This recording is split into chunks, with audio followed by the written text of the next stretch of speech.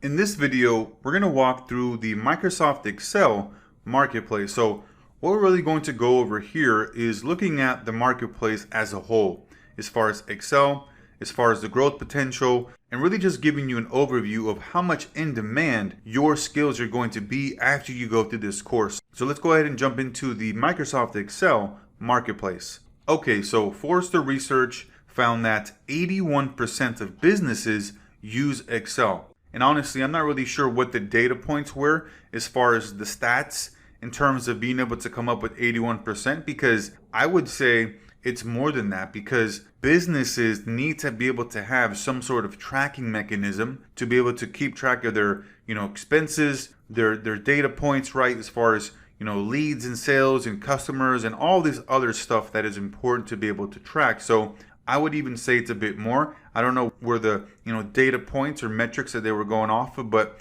I would say the majority of businesses are using Excel, and these skills are very marketable to employers, right? That's why you're going through this course, because you're learning how to be able to become an Excel expert.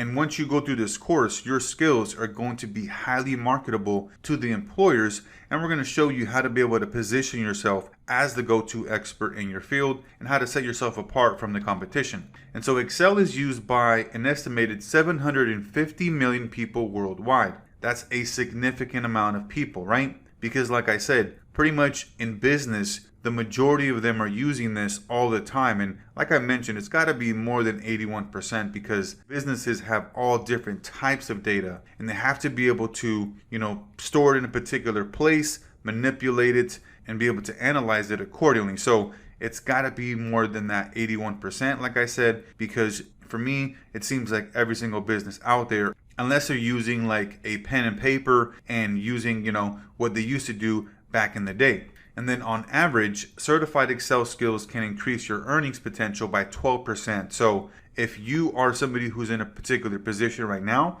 and you are developing your Excel skills, then this could increase your earnings potential by 12%. So that's a pretty significant amount there. And then the Excel skills open the door to more jobs and careers, especially for individuals that don't have a college degree. That's a big thing there as well. As far as being able to get a job out there and being able to, get known and seen for your skills, a lot of companies out there will be looking for that college degree. But I think now in today's digital age, the college degree really isn't that important. Now what they're looking at is your experience and what you're able to do and bring to the table as far as outside the box, right? Are you somebody who is just has experience with the resume and a college degree, or do you have experience, do you have a resume, and you may not have a college degree, but you have a social media presence, you have an online personal brand, you have a website, right? We show you how to do all of that in this course, and that will allow you to set yourself apart in the marketplace in terms of the competition, so that even if you don't have a college degree, you'll still be able to be, at the top list of the candidates.